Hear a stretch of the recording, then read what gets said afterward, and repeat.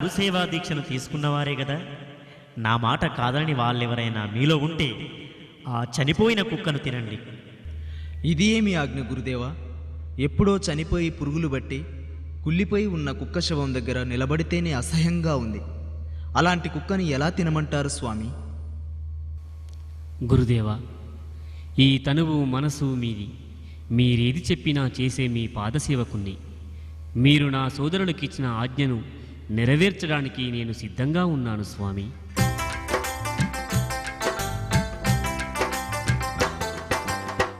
అని స్వామి వారి కాళ్లకు మొక్కి పురుగులు పట్టిన కుక్క శవం ముందు కూసోని ఆత్మలో గురుదేవుణ్ణి తలుసుకోగానే కుక్క శరీరమంతా పల్ల కుప్పగా మారగానే తిని ఆనందంగా లేచి గురుదేవులకు దండం పెట్టుకున్నాడు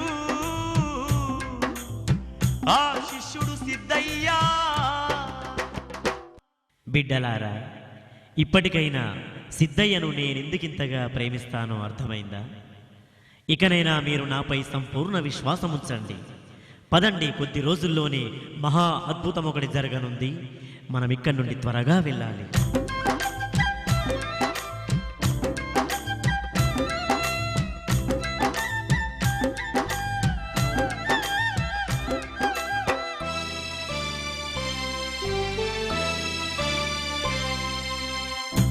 తన శిష్యుల్ని వెంట పెట్టుకొని స్వామివారు ఒక మఠానికి చేరుకోగానే శిష్యులంతా నిద్రలోకి జారిపోతారు. స్వామివారు సిద్ధయ్య వేదాంత విషయాలు మాట్లాడుకుంటుంటే పక్కనే ఉన్న ఒక చెట్టు కింద కుష్ఠరోగంతో తన భార్య ఒడిలో పడుకొని దీనంగా ఏడుస్తున్నాడు ఒక బ్రాహ్మణోత్తముడు.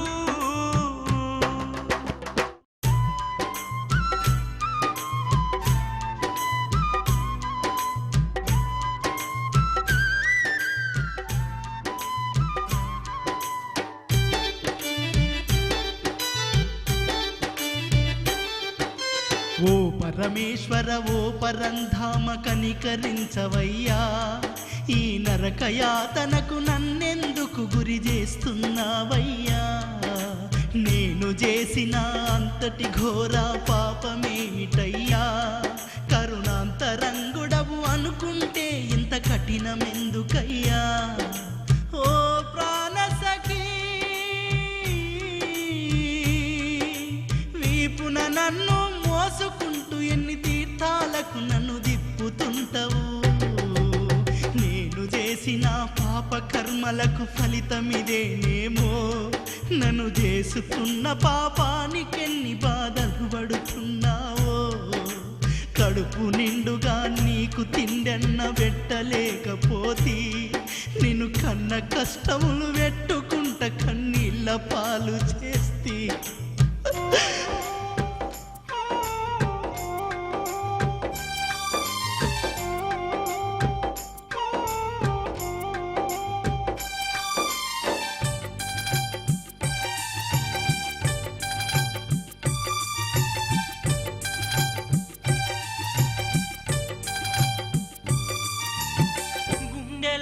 విసిపోయేలాగా గొల్లు గొల్లున ఏడుస్తుంటే ఆ ఏడ్పుల సప్పుడు విని స్వామి సిద్ధుని వెంట పెట్టుకుని కుష్ఠరోగిని చేరుకొని తాక తాకంగానే పాపనయ్య రోగం ఆరోగ్యంగా మారంగానే దంపతులు ఆనందంలో మునిగినారు.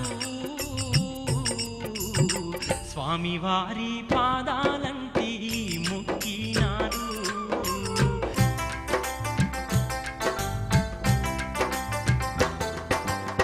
ఆ దంపతులు స్వామి దగ్గర సెలవు తీసుకోగానే స్వామివారు సిద్ధయ్యకు పునర్జన్మ గురించి వివరించి శిష్యులతో కలిసి కందిమల్లయ్య పల్లె చేరుకున్నాడు.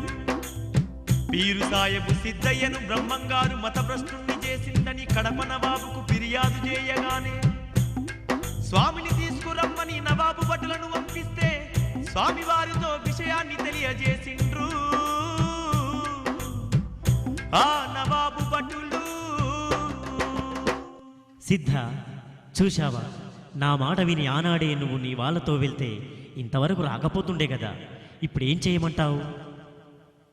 స్వామి, మీరు దిగులు పడకండి. మిమ్మల్ని విచారణ చేసేటంత ఘనుడా ఆ నవాబు? నేనే వెళ్ళి ఆ నవాబుకు సంజాషించుకుంటా. నన్ను ఆశీర్వదించండి స్వామి.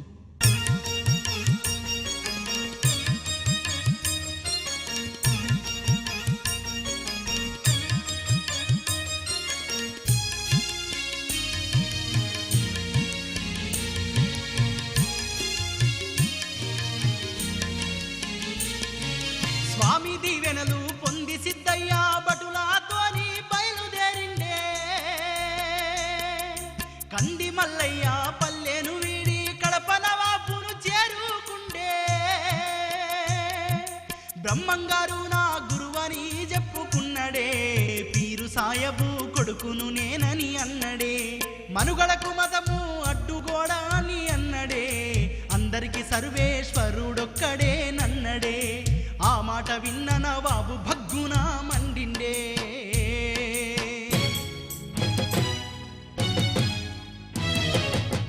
గురువు గొప్పోడని గర్వంతోని సిద్ధయ్య నీ కళ్ళు నెత్తికి ఎక్కినవేమో సిద్ధయ్య.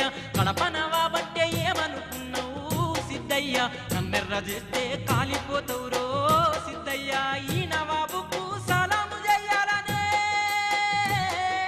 జ్ఞానమన్న నీకు లేకనే పాయే. జహాపన, నా సలాంను స్వీకరించే శక్తి నా గురుదేవులకు శ్రీ వీరబ్రహ్మేంద్రులకు మాత్రమే ఉంది. మీకంత శక్తి లేదు కాబట్టే సలాం చెయ్యలేదు. సిద్ధయ్య అన్న మాటలకు నవాబేమో భక్తున మండగా, సిద్ధయ్య సముదాయించి నల్లరాయిని తెప్పించుమనగా, నవాబిచ్చిన ఆజ్ఞ మేరకు భటులు నల్లని పెద్ద రాయిని సభా మధ్యల నిలబెట్టంగా, సిద్ధయ్య గురువును తలచి నల్లరాయికి తాను సలాము చెయ్యంగానే నల్లరాయి బల్లు ముక్కలైన రాయిని చూసి ఆ నవాబు బిక్కముఖము వేసుకునే ఆ నవాబు సిద్ధయ్యకు చేతులనెత్తి ముక్కినాడు.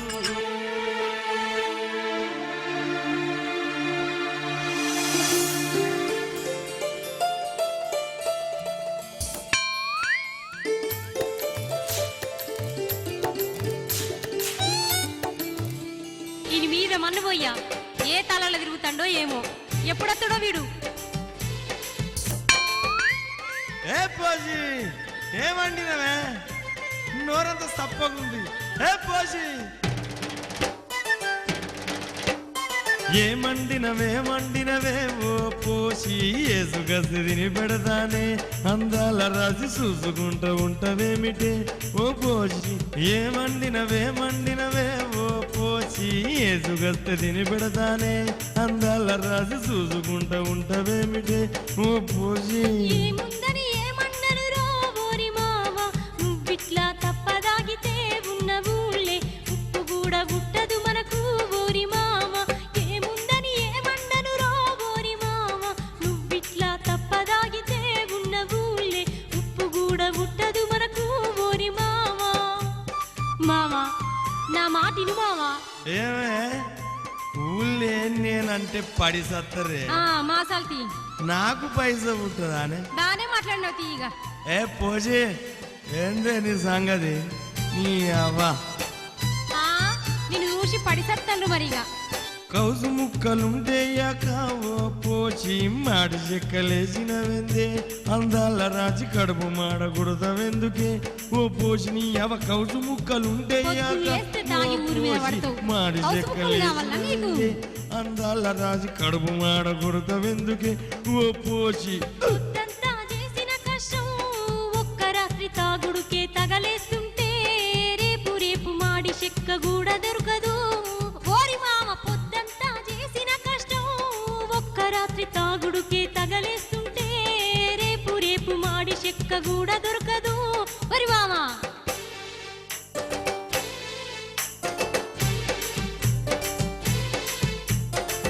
ఏ పోసి ఏమనుకున్నా ఈ కక్కడంటే కక్కేదాకా తాగుతాడే నీ అవ్వ.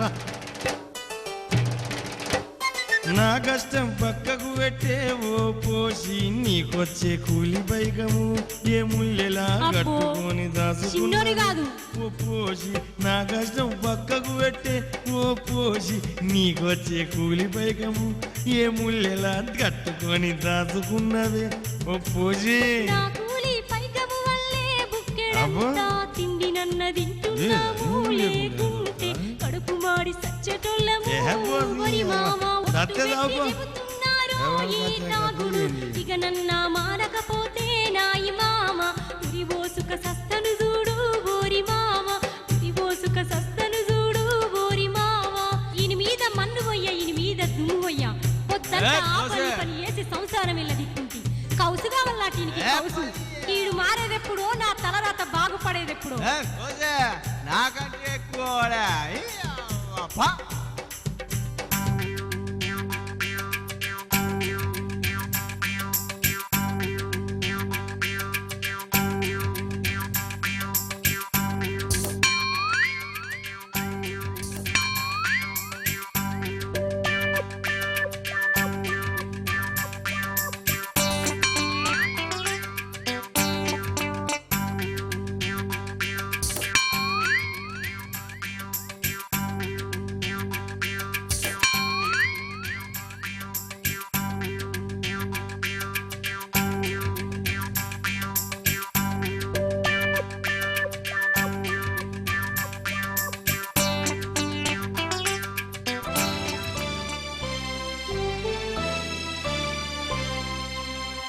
వీరబ్రహ్మంగారు సిద్ధయ్యకు జీవాత్మను జీవన్ముక్తిని ప్రతి మనిషిలో ఉండే 7 చక్రాల గురించి వివరిస్తుంటే చెట్టు సాటు నుండి దొంగ సాటుగా వింటున్నాడు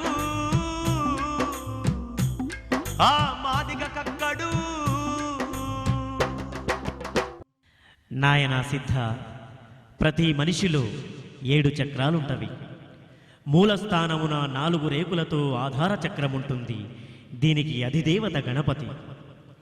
దీనికి 2 అంగుళాల పైన 6 రేకులతో స్వాధిష్టాన చక్రముంటుంది. దీనికి బ్రహ్మ అధిదేవత. దీనికి 3 అంగుళాల పైన 10 రేకులతో మణిపూర్ణక చక్రముంటుంది. దీనికి విష్ణు అధిదేవత. దీనికి 10 అంగుళాల పైన హృదయస్థానములో 12 రేకులతో అనాహిత చక్రముంటుంది. దీనికి రుద్రుడు అధిదేవత. దీనికి 12 అంగుళాల పైన కంఠస్థానమందు 16 రేకులతో విశుద్ధ చక్రముంటుంది. దీనికి సరస్వతీదేవి అధిదేవత.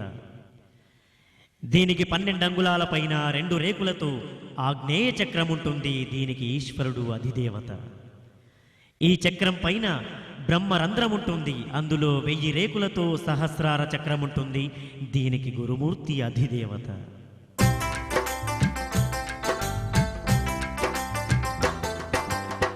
మనిషిలో ఉన్న 7 చక్రాల గురించి చాటు నుండి విన్న కక్కడు వీరబ్రహ్మేంద్ర స్వామి సాక్షాత్తు దేవుడే అని నమ్మి భక్తితో దండం పెట్టుకొని వెనుదిరిగి తన ఇంటికొచ్చి గాఢ నిద్రలో ఉన్న తన భార్యను చూసిండు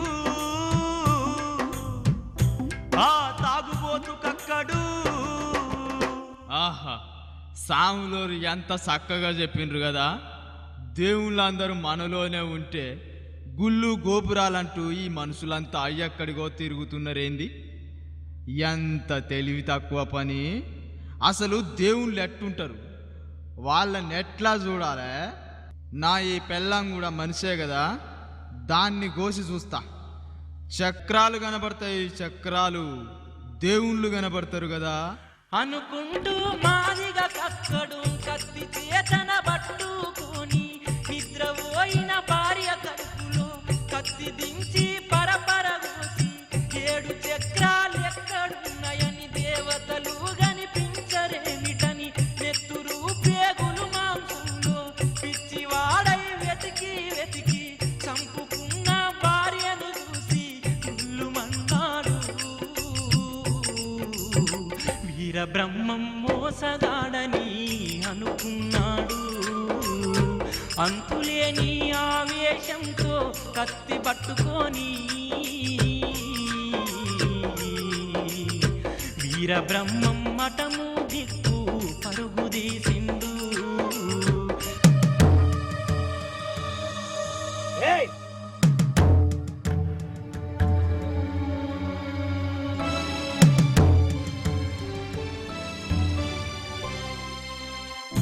ఆవేశంతో వచ్చిన కక్కన్ని స్వామివారు శాంతపరిచి వెంటబెట్టుకొని వానింటికెళ్ళి కక్కని అమాయకత్వానికి జాలిపడి ముక్కలైన అతని భార్య శరీరంలో షట్చక్రాలను అధిదేవతలను చూపించిండు.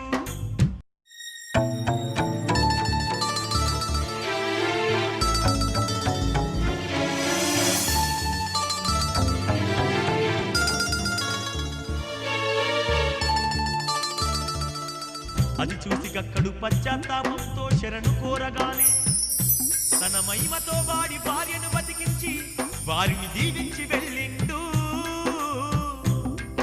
ఆ సద్గురు సార్వభౌముడు.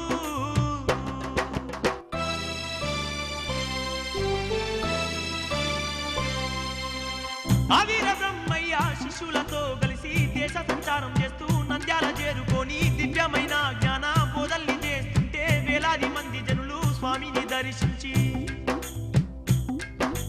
భక్తి పరవశములోన మునుగుతుంటే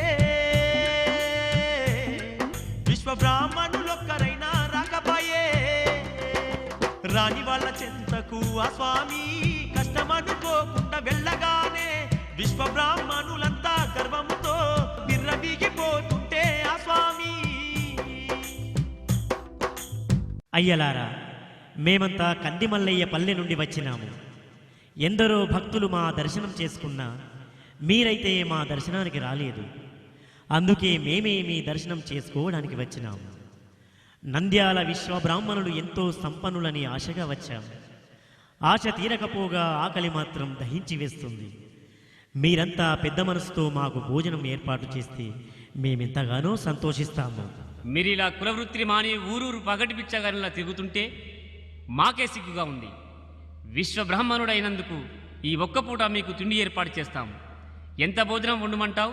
మీరు ఎంత పిడితే అంత తినేంత ఆకలితో ఉన్నాం. పుట్టెడు బియ్యం వండుమంటావా? చిత్తం.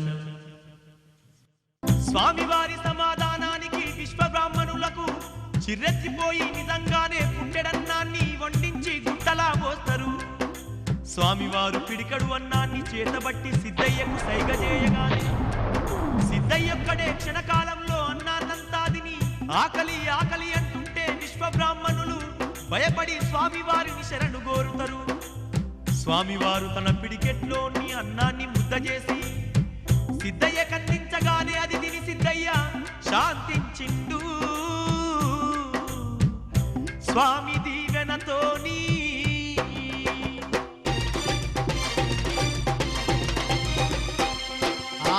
గర్వపడ్డ విశ్వ బ్రాహ్మణులు తనను శరణు కోరంగానే శాంతించిన బ్రహ్మంగారు తత్వాన్ని ఉపదేశించి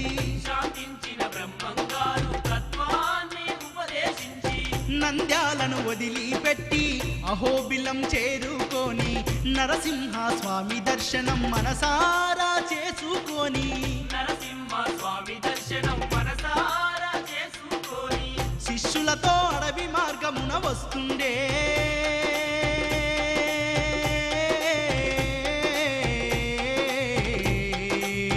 అలసిపోయి చెట్టు కిందనే ఆగిండే స్వామి శిష్యులకు కాల జ్ఞానం చెబుతుండే. శ్రీశైలాన గాలి వానలు పెరిగి పెద్ద బండారాళ్ళు ఎగిరిపోతాయ్యా. భ్రమరాంబ గుళ్ళోకి రెండు తలల ముసలి వచ్చి అమ్మాలోన నీలమైతుందయ్యా. శ్రీశైలాన మల్లికార్జున స్వామి మనుషులతోని మాట్లాడుతాడయ్యా. శివుడి కంట నుండి నిప్పులే కురువంగ గౌరమ్మ కన్నీరు మున్నీరైతుందయ్యా. రాచరి కాలన్నీ చెల్లిపోతాయ్యా. రాతి బతవన్నేమో రంకెలేస్తాడయ్యా. ముండమో పూలంత ముత్తైదులు కాగా మగవాళ్ళు లోకాన తగ్గిపోతారయ్యా. మూడు కల్లావుకు మనిషే బుట్టి పండితులతోనే చర్చ చేస్తాడయ్యా. వెన్ను మీద రెండు రెక్కలతోని వింత మనుషులు పుట్టుకు ముందుకొస్తారయ్యా. తూర్పు దిక్కున 9 మూరాల తోక చుక్క ఒకటి పుడుతుందయ్యా. హంపిలోని శ్రీ ఆంజనేయ స్వామి ఆవేశాన అరిచి మూలుగుతాడయ్యా. తెర మీద బొమ్మలు రాజ్యమేలేనయ్య, తెలివిలేనోళ్ళే రాజులైతారయ్యా. రాయదుర్గములోన రామచిలుక ఒకటి వీర ధర్మాలెన్నో బోధిస్తుందయ్యా. పాతాల గంగలో నీళ్లు ఎండిపోగా తాడి పత్రుల మేక మాట్లాడుతుందయ్యా. ఉత్తర దేశాన కోమట్ల వంశాన గాంధీ అనేవాడు పుడతాడయ్యా. కృష్ణా నది పొంగి కనక దుర్గమ్మ ముక్కు పోగును తాకుతుందయ్యా. ఓ భక్తులార నా బిడ్డలారా, కృష్ణా నది పొంగి కనక దుర్గమ్మ ముక్కు పోగును తాకుతుందయ్యా. ఓ భక్తులార నా బిడ్డలారా.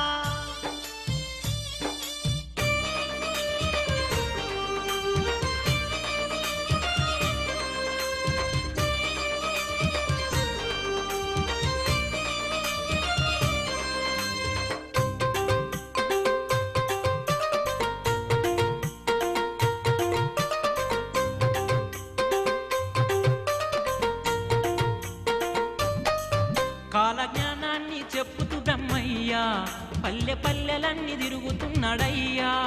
కాలజ్ఞానాన్ని చెప్పుతూ బ్రహ్మయ్యా పల్లె పల్లెలన్నీ తిరుగుతున్నాడయ్యా.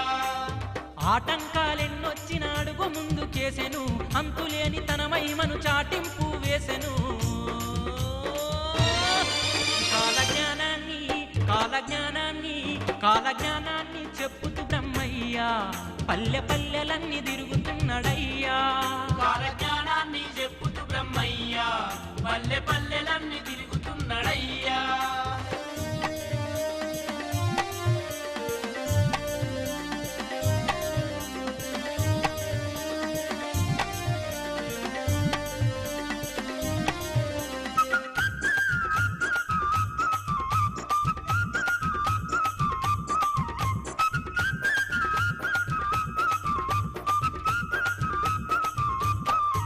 పుష్పగిరి అగ్రహారములోని వేద పండితులతో వాదనలేసేసి, పుష్పగిరి అగ్రహారములోని వేద పండితులతో వాదనలే చేసి, మనుషులందరూ ఒక్కటే అన్నాడు, మూసుకున్న కళ్ళు తెరిపించినాడు.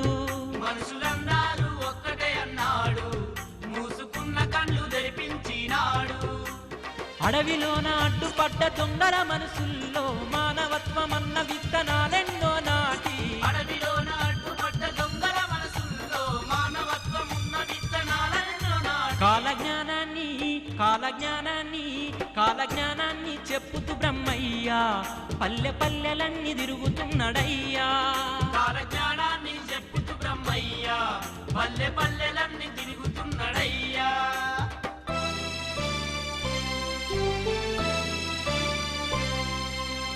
దేశ సంచారం ముగించుకొని స్వామివారు కందిమల్లయ్య పల్లెలోని తన మఠానికి చేరుకొని ప్రశాంతంగా పడుకున్న గోవిందమ్మను వెన్నుదట్టి నిద్ర లేపిండు ఆ దీన బాంధవుడు. గోవిందమ్మ, నేను చెప్పే మాటలు సావధానంగా విను. శ్రీ వీరబ్రహ్మేంద్ర స్వామిగా నా ఈ అవతారాన్ని చాలించే సమయం ఆసన్నమైంది. వీరభోగ వసంతరాయులుగా మళ్ళీ జన్మించి కలియుగాన్ని ఉద్ధరించాల్సిన బాధ్యత నాపై ఉంది. అందుకే నేను సమాధి స్థితిలోకి వెళ్ళాలనుకుంటున్నాను. హా, సమాధి అవుతారా? నన్నుంటరి దాన్ని చేసి వెళ్తారా? స్వామి, ఏమి కోరికయ్యా ఇది? స్వామి, ఆ మాటనకు నే వినలేకుంటినయా. నీవేనా సర్వస్వమని నేననుకుంటీనయ్యా. నువ్వు లేని ఈ ఒంటరి బతుకు నాకెందులకయ్యా. నీతోని ఎడబాటును నేను భరించలేనయ్యా. స్వామి, నిండు ముత్తైదవగా నీ సేవ చేసుకుంటూ ఉండాలనుకున్న స్వామి, నన్ను విడిచి వెళతావా స్వామి?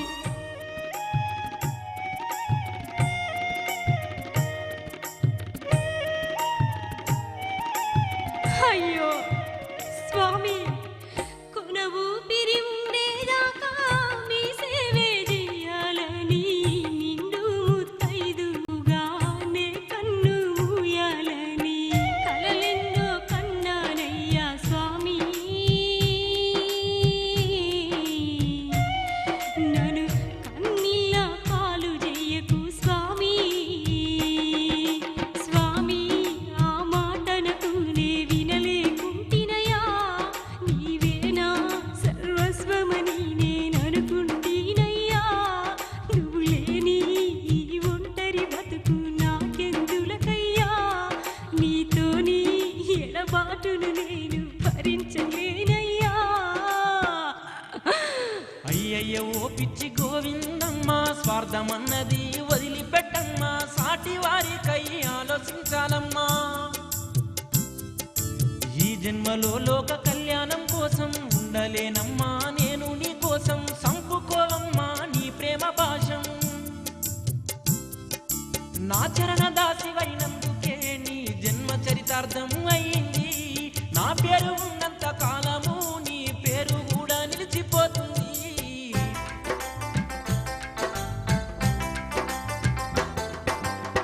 అని వెక్కి వెక్కి ఏడుస్తున్న గోవిందమ్మను ప్రేమతో దగ్గరికి తీసుకొని కారిపోతున్న కన్నీళ్లను తుడిసి వెన్ను దట్టి ధైర్యము చెప్పి ఓదార్చిండు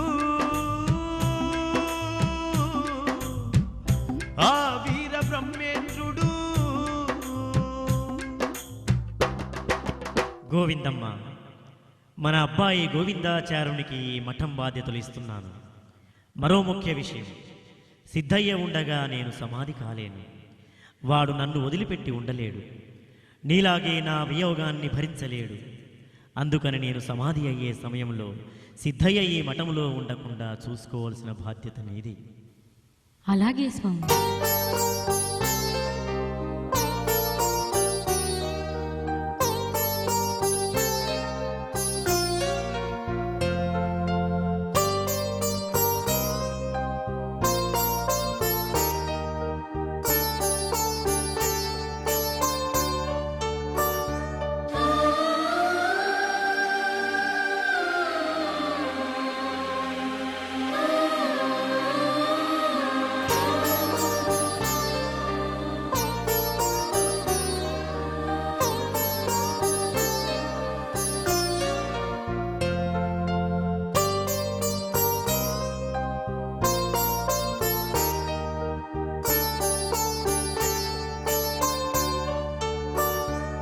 అమ్మా, ఏమిటమ్మా ఏదో చెప్పాలనుకుంటున్నావు? అవును సిద్ధ, రేపు మీ గురుదేవులు పూజ చేసుకోవడానికి పువ్వులు కావాలి. ఆ పువ్వులు బనగానపల్లికి వెళ్ళి నువ్వే స్వయంగా తీసుకురావాలని గురువుగారి ఆదేశం. అంతకన్నా భాగ్యమేమున్నది తల్లి, ఇప్పుడే బయలుదేరుతాను.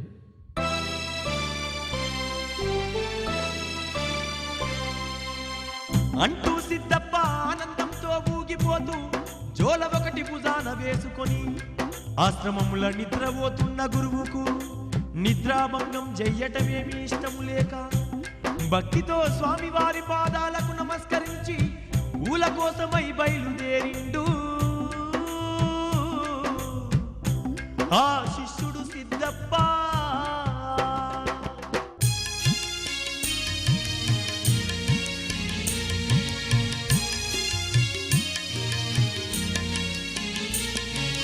పూల కోసమై పాపం సిద్ధయ్య బనగాన పల్లెకు బయలుదేరిండే.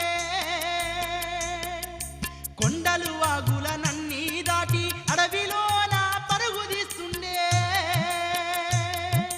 రాళ్ళు రప్పలు తట్టు దాకి నెత్తురొచ్చిన, కంపముళ్ళు వాని లేత కాళ్ళల్లో గుచ్చిన, క్రూర జంతువులు ఘోరంగా గాండ్రించిన, తేళ్లు పాములు తొవ్వనే అడ్డగించిన, గురుని తలుసుకుంట సిద్ధుడే ముందుకెళ్ళేనా.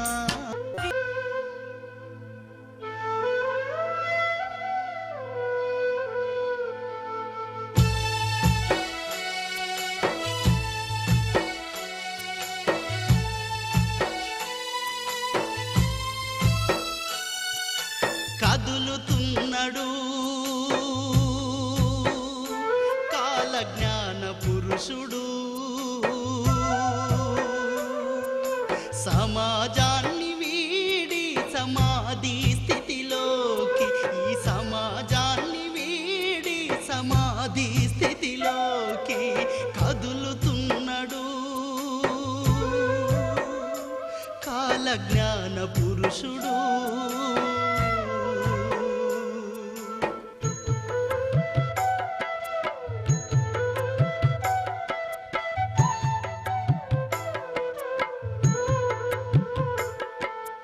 నాతి చెరామంటూ ప్రమాణం చేసి నన్ను నడి సంద్రంలో విడిచిపోతవేమని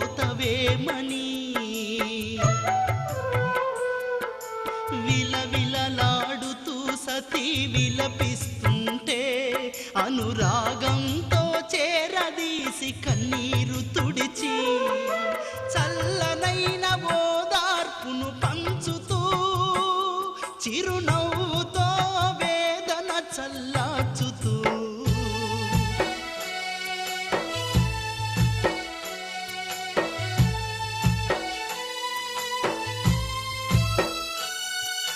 తండ్రి నువ్వు లేని మా జన్మెందుకని తనయులంత తలచి తలచి దుఃఖిస్తుంటే జ్ఞానజ్యోతినే పంచిన గురుదేవుణ్ణి ఇక కానలేమని శిష్యులు అల్లాడుతుంటే మనిషిగా నేనెక్కడ ఉన్నను నా దీవెనలు మీ వెంటుంటాయని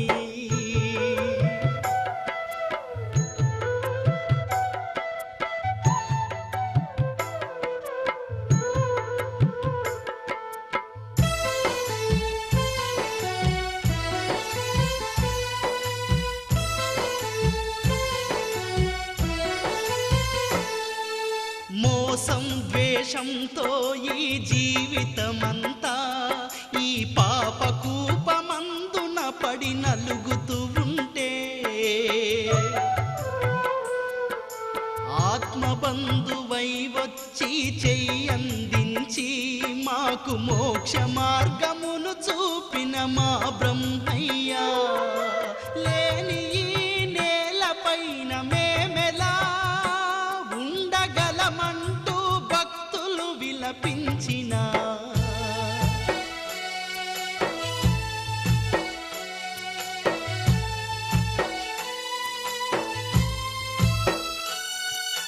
గురు పూజకు పువ్వులకయ్యా సిద్ధప్ప అలుపులేక మును ముందుకు పయనిస్తుంటే భక్తి జనులు వెంటరాగ ఈ బ్రహ్మయ్య తను కోరుకున్న గమ్యాన్ని చేరుకున్నడే ప్రకృతే మూగై రోదించగా ప్రతి ఎదలో నాలజడి మొదలవ్వగా చివరిసారిగా చిరునవ్వుతో స్వామి అందరినీ దీవించి సమాధి చేరే ఆ అందరినీ దీవించి సమాధి చేరే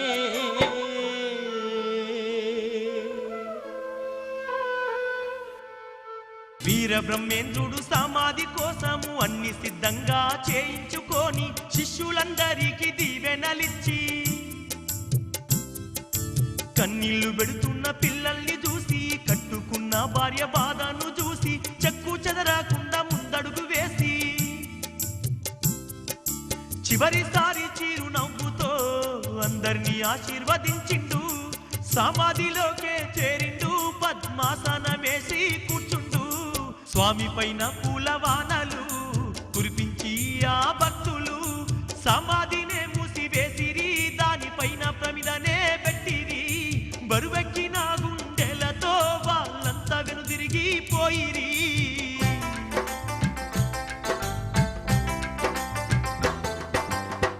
పూల కోసం పనగాన పల్లెకు వెళుతున్న సిద్ధయ్య అడవి మార్గంలో చెమటలు గారుతున్నా అలసిపోకుండా గురుదేవుణ్ణి స్మరిస్తూ ముందుకు వెళుతుంటే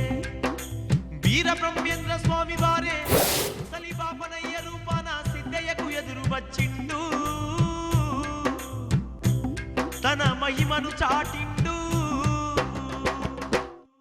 ఎవరు నాయనా నువ్వు? ఇంత హడావిడిగా ఎక్కడికో వెళ్తున్నావు? అయ్యా, నా పేరు సిద్ధయ్య.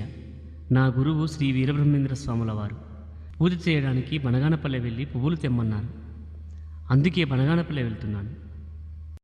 పిచ్చివాడ, తెల్లవార్లు నడిచినా నువ్వింకా సగం దూరం కూడా వెళ్ళలేదు. నువ్వు బనగానపల్లె వెళ్ళేదెప్పుడు? పూలు తీసుకుని నీ గురువును చేరేదెప్పుడు? నీవు నిజంగా గురువును నమ్మిన వాడివైతే, నీ గురువు నిజంగా శక్తి సంపన్నుడే అయితే, నీ గురువును తలుచుకొని ఇక్కడే ముళ్ళు లేని 3 ఆకుల్ని కోసుకొని నీ జోలలో వేసుకో. అవే నీ గురువు కోరుకునే పుష్పాలైతాయి.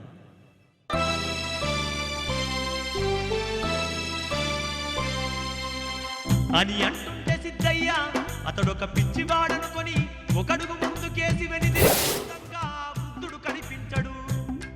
సిద్ధుడు ఆశ్చర్యపోయి ఇది తన గురువు ఆజ్ఞగా భావించి ఒక చెట్టు నుండి 3 ఆకులు తెంపి జోలలో వేసుకోగానే అవి రకరకాల పువ్వులుగా మారుతాయి.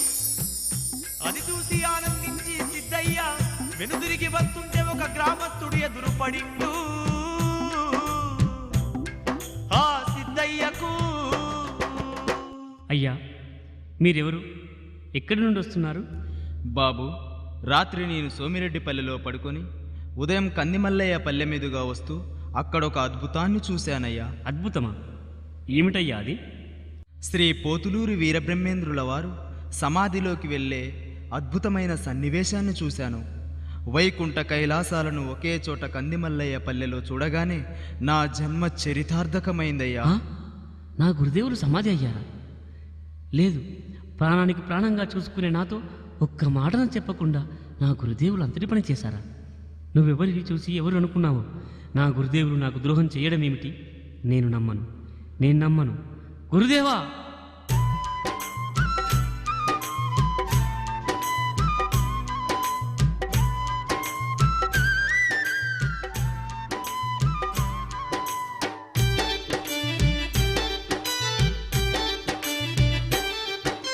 జోలెలోన నిండిన పూలన్నీ నేల రాలిపోగా, తన కంటి ముందర కారు చీకట్లు కమ్ముకొని పోగా, గుండెను చేతితో బిగబట్టి సిద్ధయ్య అడవి నుంచి తన గురువు కోసమై పిచ్చివాడిలా పరుగు తీసుకుంటూ మఠమును చేరి ఆశ్రమంలోకి అడుగెడుతుంటే గోవిందయ్యే అడ్డుగా నిలిచిండే. ఆగు! ఎక్కడికి వస్తున్నావు? నీచుడా! పవిత్రమైన మా మఠంలో కాలుబెట్టే మా తండ్రి గారిని సమాధి చేసి సిగ్గులేక ఏం ముఖం పెట్టుకుని వస్తున్నావు? తక్షణమే ఇక్కడి నుంచి వెళ్ళిపో. అయ్యా, నా గురుదేవులయ్యా. గురుదేవులా? అదిగో ఆ సమాధిలో ఉన్నాడు. ఇంత ఘోరం చేసినవేమయ్యా,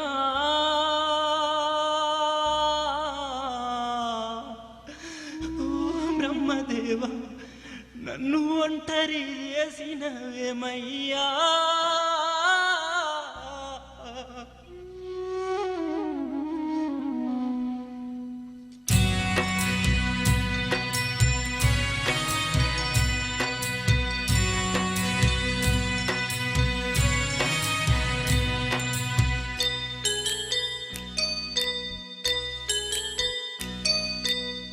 ఇంత ఘోరం చేసినవేమయ్యా,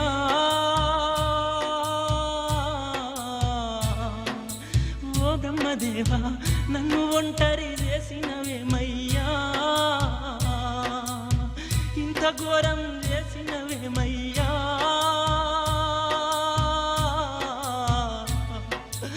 ఓ బ్రహ్మదేవా, నన్ను ఒంటరి చేసినవేమయ్యా.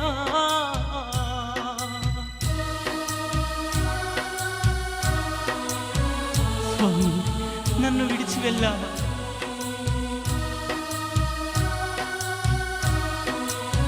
నేను ఏం పాపం చేసిన? అన్న వాళ్ళను కాదనుకుంటే, అని నమ్ముకుంటే, దివ్యమైన నీ పాదాలకు రోల్ నేను శరణాలంటూ ఇంత ఇంతకన్నా కరుణ చూపకుండా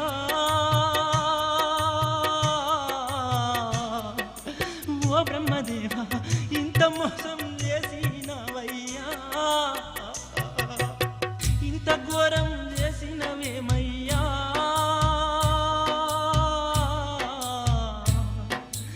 ఓ బ్రహ్మదేవా నన్ను ఒంటరి చేసినవేమయ్యా.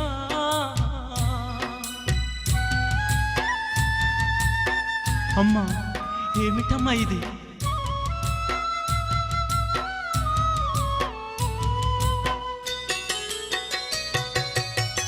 లోకాన అందరికన్నా నన్ను మిన్నగా చూసి చిన్న మాటన్న చెప్పకను నీతో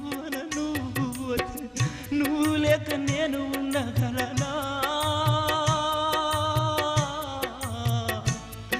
ఈ పాడు ప్రాణము నాకు నేనై అర్పించుకుంటున్నా, ఇంత ఘోరం చేసినవేమయ్యా.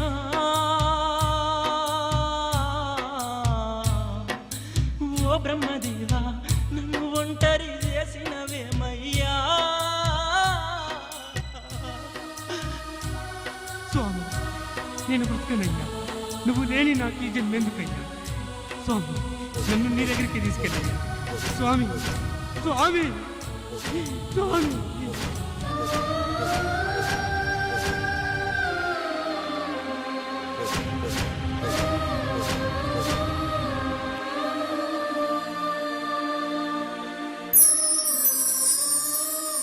నాయనా సిద్ధ,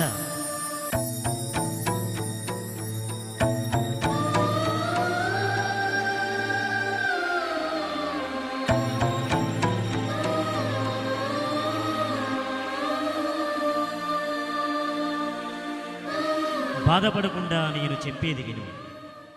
నీవు తక్షణమే నీ ఇంటికి వెళ్ళి తల్లిదండ్రులను కలుసుకొని చక్కని అమ్మాయిని వివాహం చేసుకొని పిల్ల పాపలతో చల్లగా ఉంటూ నాలాగా రాజయోగాన్ని స్వీకరించు. భవిష్యత్తులో నా వంశమంతా నిర్వంశమవుతుంది. నీ వంశవృక్షం పెరిగి పెద్దదవుతుంది. పెదవీరయ్య అనేవాడు నీ కొడుకుగా జన్మించి పరమనిష్ఠాగరిష్ఠుడై తపోధనుడై వర్ధిల్లుతాడు. మన గురువు శిష్యుల సంబంధం ఆ చంద్రార్కం నిలిచిపోతుంది. ఇవిగో నా పాదుకలు, బెత్తము, యోగదండము, శిఖాముద్రికలు స్వీకరించి రాజయోగివై కలకాలం వర్ధిల్లు నాయనా.